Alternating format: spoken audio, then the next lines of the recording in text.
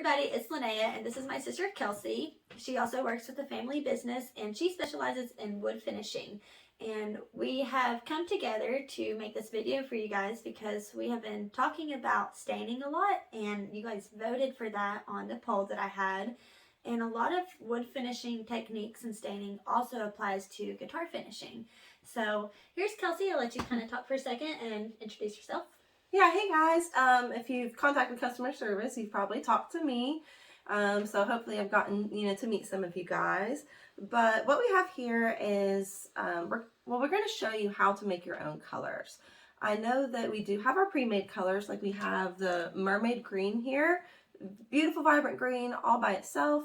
We also have natural colors, but we know that a lot of you guys like to customize, and that was kind of the vision when we first started making our stains.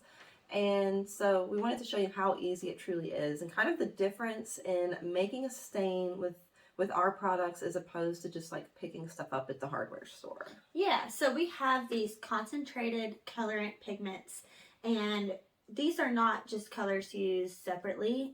You could use them as a dye, but we haven't really messed around with that a whole lot yet. So right now we're just going to keep our focus on staining, and these are used to create a color together.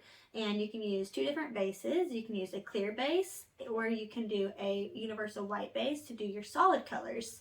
So that's kind of what this pigment line is, 1 through 8. You combine them or use them however you want to make whatever you want. So yeah, and they're numbered to make it really easy. So you'll see it's just the basic colors, blue, yellow, green, brown, white, but then we also have like 3 different shades between like the brown and black, so you can really get custom if you want.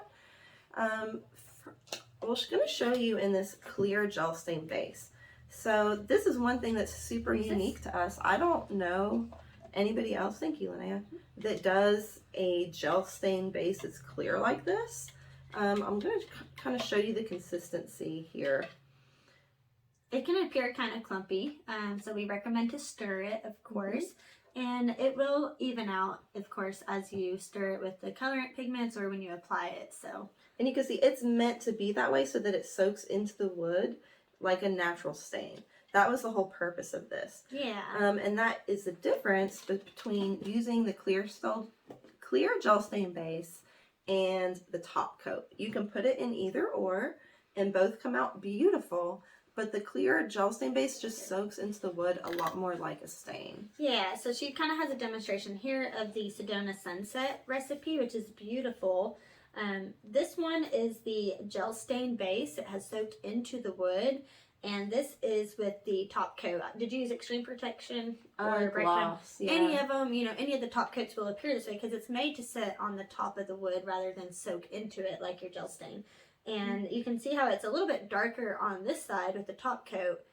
And so she said she might have done the recipe maybe a slight off, but she tried to get it pretty nail on. So keep that in mind, that whichever base you use with the clears, that you can have different outcomes.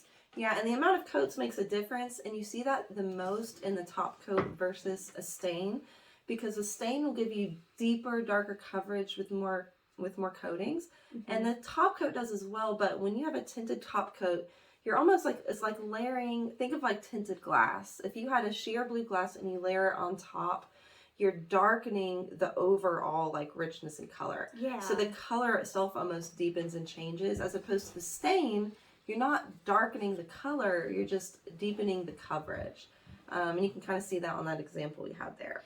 Yeah, so this is, for example, this is one coat of the turquoise recipe that we did together before the video. And we were going to show you what it looks like with the second coat over it. And we'll probably just do half of it. Let's just do half with the second coat so you can see the difference in appearance. And we'll revisit it at the end so after it dries and soaks into the wood a little bit. That's a great idea. Yeah. All right, so this is what we made before. And the turquoise blend is 8 drops of number 4 and 8 drops of number 5. So it's that simple. The little pigment bottles are really easy to drop in. you just drop it directly into your base, or you can use something like the stir stick to drop it on, so you can control your drops a little bit better if you accidentally squeeze too hard or something. And we already have the recipes done for you guys. So yeah, they're all available for free at craftunique.com. You can print it out. Yeah, they're also in my guides. Let me see Mhm. which guide it is really quick. I have it pulled up.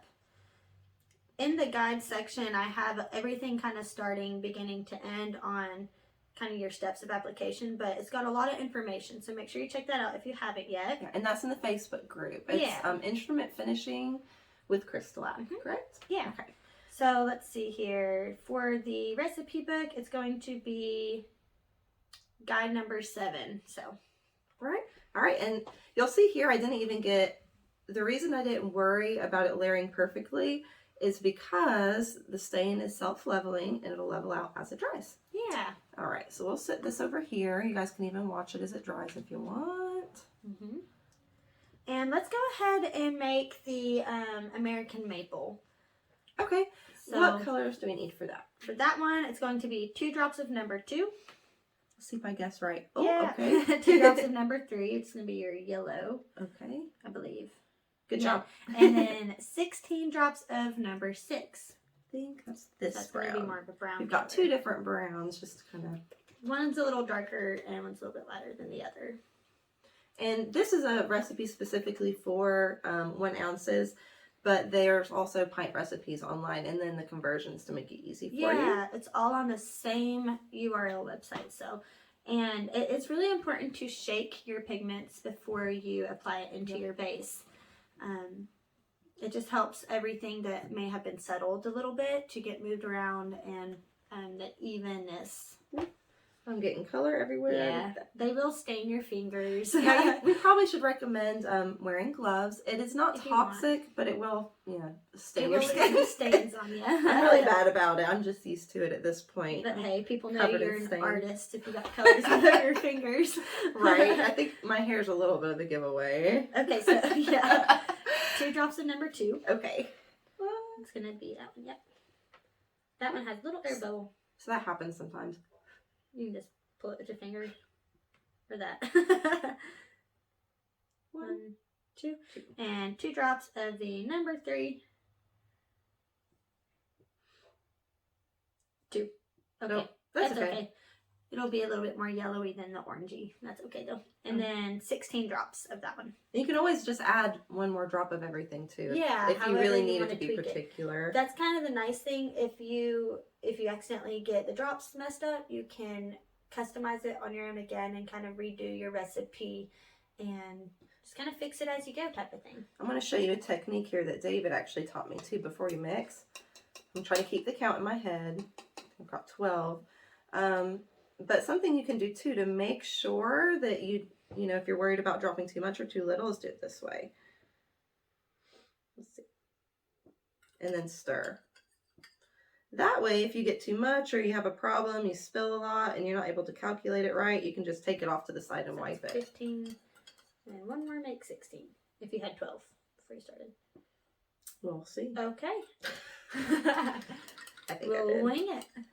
I'm really bad for winging it, guys, because I'm not doing custom orders. So for me, I like to eyeball the color how I want it done. Yeah, and you can vision, whatever's in your head. You can make that with these colors or whatever your customer is seeing and wanting. If they just send you a picture, you can pretty much base it off of the chart we have and kind of go from there.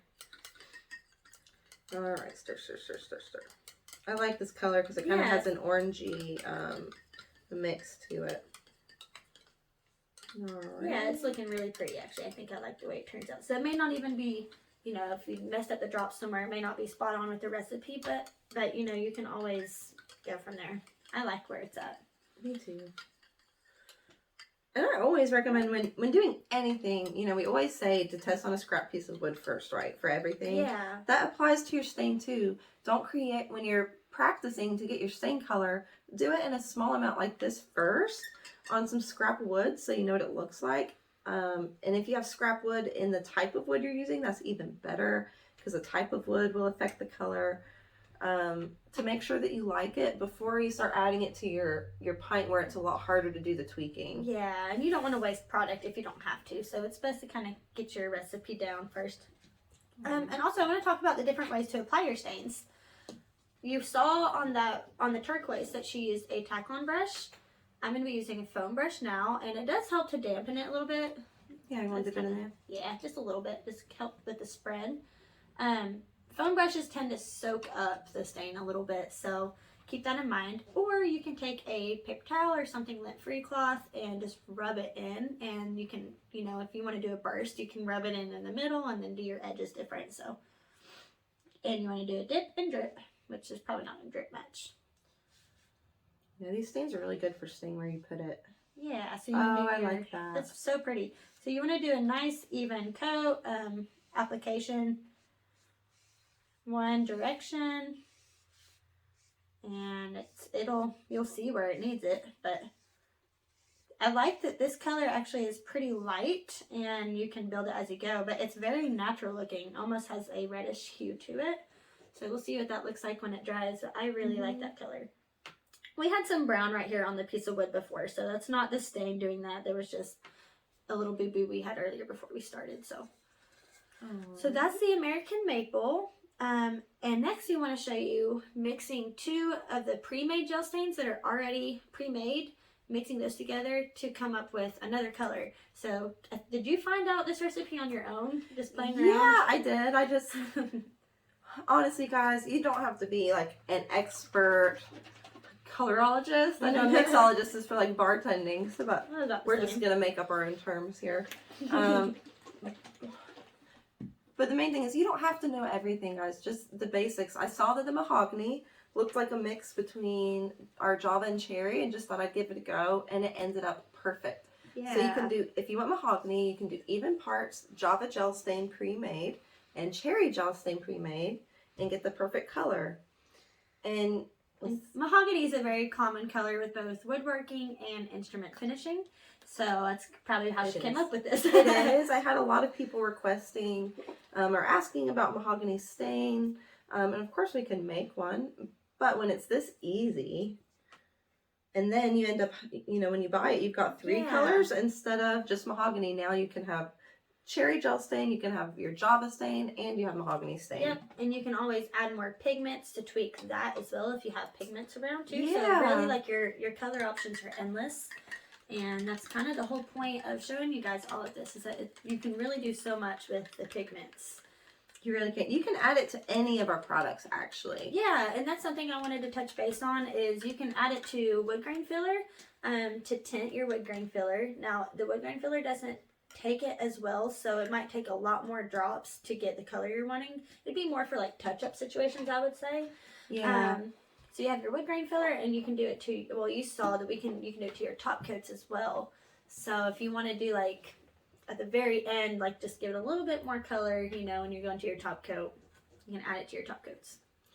Yeah, the thing to keep in mind, people ask about tinting the wood grain filler a lot, and you can definitely do it.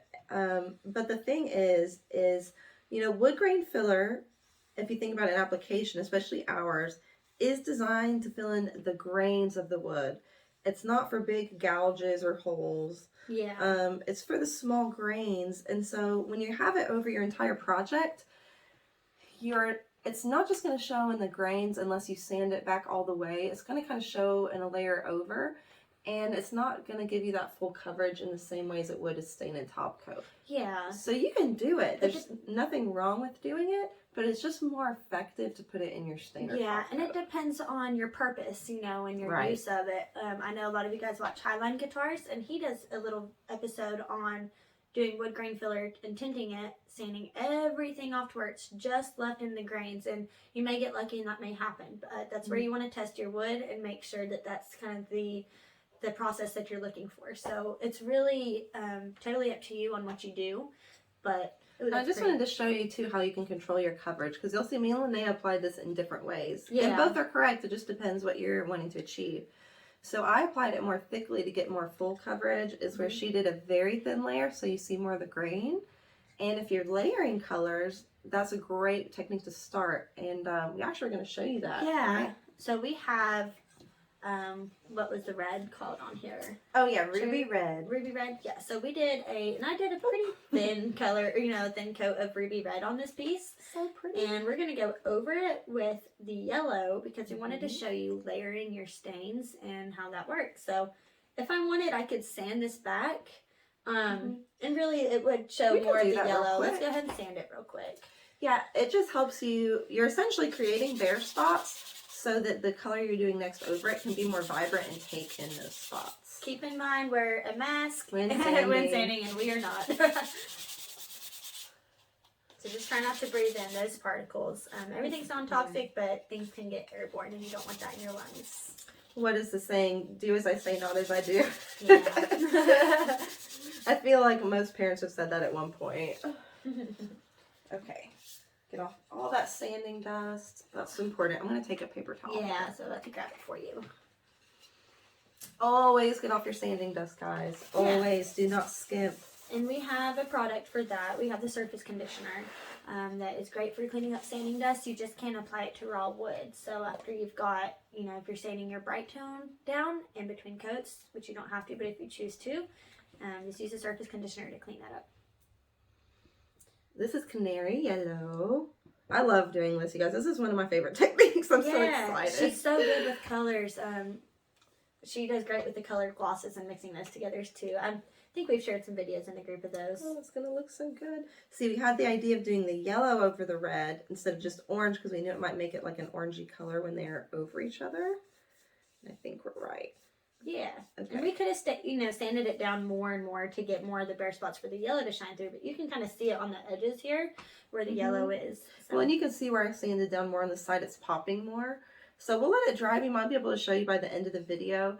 It'll become more vibrant as it dries, but then also when doing yellows, I tend to do more coats of yellow than I do other colors because it's just such a light color. To get the coverage, you just tend to need a little more.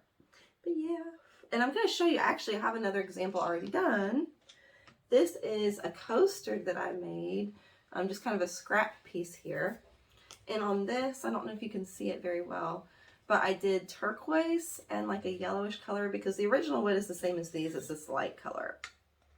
Yeah, which this is cheap wood too, keep in mind. We're just playing around with what we could get at the local craft store, so. Yeah, but this has a little bit of like, I think I did golden oak. I was trying to do a natural wood color and the sapphire blue. And then I added a little bit of the gold mica metallics to the top coat. Now you'll see like just sitting here, you don't see the sparkle. But if I tilt it, it shimmers really beautifully. So the metallics are a whole nother thing. I'll try not to go off on that tangent. But they're so beautiful. And that was some questions, or it wasn't a question, but that was another option for the video discussion. And just keep in mind, you can add any of the liquid micas into the top coats, or you can apply them directly if that's a question that you guys had. They tend to show up a little bit better with a darker base rather than those pale, lighter bases as well. So that's just a little tip that we have for that. So, all right. So we layered everything. We tinted. I'll show you a second application of this because I think it kind of needs it. Oh, and then just basic process because I don't know if we've said it yet or not, but you stain, seal, grain filler, then top coat. I'm gonna say it again: stain, seal, grain filler, and top coat. Yeah. And a tip that I was giving Linnea, because when it comes to wood grain filler, this is mahogany. That's okay. Well, that's okay. You can see how pretty it looks to layer the colors. I'll just leave a strip. It's really hard when doing wood grain filler to not sand too much on accident and then sand into your stain. So a tip that I recommend is doing your stain, and then before the wood grain filler, you can, when you're sealing it, it's not shellac, it's our clear sealer. Show it here. It also has a tannin blocker in it too, which that's a whole nother discussion we could have. There we go. Tannin blocker and sealer. So I like to do a few layer coats of this before I do my wood grain filler because it gives me a protective layer in between my stain and the wood grain filler so that if I accidentally sand too much, I stain a little of this off instead of my stain. Yeah, that's a great tip, and that's something that I haven't visited in on yet because we haven't really talked a whole lot about staining in this group yet, but a lot of you guys use different tints, or you make your own dyes and stuff too. So pretty. Yeah, so that's a second coat, and it's still a thin coat too. That way I can control how my next one will be. But those two colors actually do really good together. So that is the American Maple and the Mahogany over American Maple. But that'd be a really pretty burst too, and I try to keep that in mind with you guys. So you guys are welcome to ask any other questions in the comments of this. We'll put some links in there of her group. We'll put in the recipe book link, and just keep in mind the guides have a lot of information too. Yeah, and then if you have any questions, because I'm sure, you know, after watching this, you might come up with some new creative ideas, you know, reach out to, you know, customer service at CrystaLac. We always answer the phone. If I'm not immediately available because I'm at lunch, there's always someone else, or if, you know, it's after hours, I'll call you back next day. If Kelsey doesn't get the phone, then usually I'm the next person in line. So you guys are welcome to always message me on Facebook too. I really don't mind that as well. I try to stay pretty active with you guys in the group, and you guys have helped me learn so much. So I just want to offer that back to you guys if you have any questions too. And one last color I wanted to show off, because this is a very popular color in wood. Well, just a type of wood is Purple Heart, and Kelsey did this stain. I'm so happy with it. Yeah. When did you do this one? A couple weeks ago. But she did this purple stain video, and I'll link that too. But it is a beautiful recipe that looks almost identical to purple stain, so you can fool some people with that one. Yeah, it's a lot cheaper than actual purple heartwood. Yeah, this is drying a little bit more now, so you can see the yellows are popping out a little bit more. I would probably do another coat of yellow. You could probably do it already. The stain dries so fast, you guys. Yeah, we still recommend giving it the recommended hour time, 2 to 4 hours, but they do dry a lot quicker. So it depends on your humidity and your temperature. So that's just something to keep in mind. All right. Well, I think that's everything, at least that I can think of. Yeah. Just let us know if y'all have any other questions. Please comment. And y'all share your process. Share your mistakes. Share your successes. That way everybody can learn. That's what these groups and these videos and all that's for. We're all learning. We all have places. It doesn't matter. We've been doing this our whole life, and there's still things we learn. We grew up, you know, hanging out in the warehouse with our mom and our grandpa, and it was a lot of fun. But really, the learning comes when you get your hands on the products and you play around with them. And I have learned so much in the last couple months, and I know Kelsey has too. And her sharing her videos has helped me learn. So, you know, we're all in this together basically. And you know, luthier and instrument finishing is a whole nother world. So it's really fun, and I'm appreciative of getting to do this with you guys.